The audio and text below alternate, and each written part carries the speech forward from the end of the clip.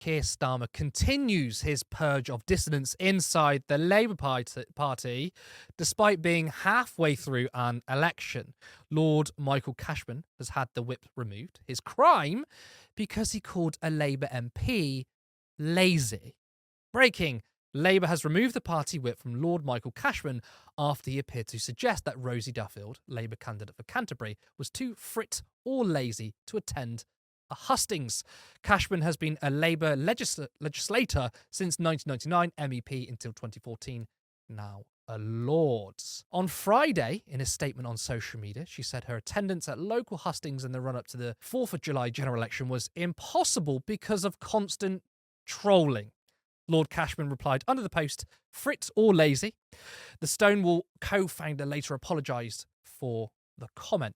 Now, it's worth noting that Rosie Duffield is an extremely transphobic MP. I mean, she liked a tweet by Graham Linehan engaging in essentially soft Holocaust denial.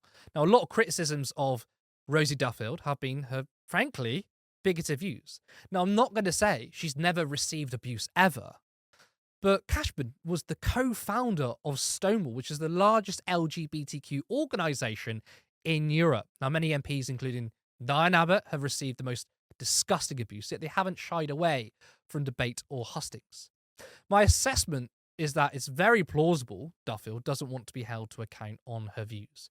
But the anger from Cashman is justifiable. I mean, he did apologise for his comments, which the comments themselves were absolutely non-controversial. But I guess it was because it was written under a tweet by Duffield saying, well, she's received abuse. But again, as I explained, a lot of that may have been simple criticisms. And to remove the whip from Cashman, again, co-founder of Stonewall, has been in the Labour Party for decades. Removing the whip is grotesque. I mean, Cashman isn't exactly on the left. He quit the party in 2016 over Jeremy Corbyn. Yeah, so just firstly, the thing that he said in that tweet, I'm going to start with the tweet, completely accurate. Like, there's numerous public accounts of Rosie Duffield just not really seeming to want to do the job of being an MP, being difficult to get a hold of. There's lots of public accounts of it. You can go find those.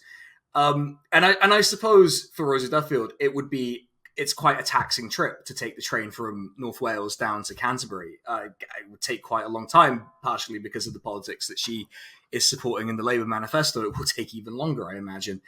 But yeah, the other part of this is that clip. You have to understand the Labour Party as sort of an arm of the British state in a lot of ways. And trying to take that arm from the British state prompted an incredible reaction. Like, I think if you look at the general conduct, just to take an example, if you look at the leaked report about the conduct of Labour Party staff, that raises serious questions about how democratic the UK is. And that is, again, as James said, it's how power operates. They are playing their position. They were in a position where they could do this, so they did. And you have to understand the Labour Party in that way. And look, and part of it is, once you have a sledgehammer, you know, when you have a hammer, everything looks like a nail, and that's what they've done here. They've decided to they've gone mad with it. They've gone mad with power before they have actual power. It's incredible just to see how they conduct themselves when they think they're winning. They're acting like they've already won, and it's going to be a dangerous game to play in the long run, just because people will get fed up with them eventually. And I don't think they'll find any affection for them once they're out of government, for sure. And as I mentioned earlier, Cashman isn't on the left. He quits the party under Jeremy Corbyn. He's not a big lefty. And I think this is the natural progression of authoritarianism, right? I mean, it's how it's always spread. It starts off with your enemies and no one cares because they're your enemies too. And they go a bit further and further, and then you start to catch people that, hold on a sec, I kind of agree with it. So I think, but what strikes me is this is happening before Keir Starmer is in power. Yeah. So it's a major issue here, isn't it? Yeah, so if you look at the sort of political science on how fascism operates, right? Fascist regimes that existed for a long time, unfortunately there were some, they narrowed who was in the in-group as time went on, because it's an ideology that requires constant conflict, constant othering.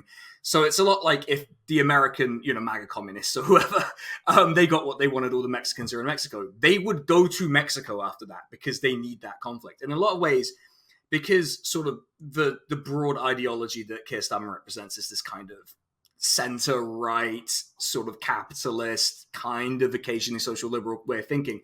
They think in the same way. They think in hierarchy, right? And so they're incredibly vulnerable to falling into this cycle. I'm not saying they are fascists. I'm saying they're vulnerable to thinking like that. And this is how that manifests over the long form. The incredible thing is they've done it quicker than the fascists do.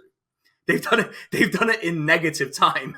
It's actually incredible that they've done it. So in a way, it's a testament to Keir Starmer's efficiency and ability to change the things that need changing in organizations. And that was the change he brought about. So well done, Keir Starmer, I guess. He's found a more efficient way to get into this cycle than the fascists did. So well done.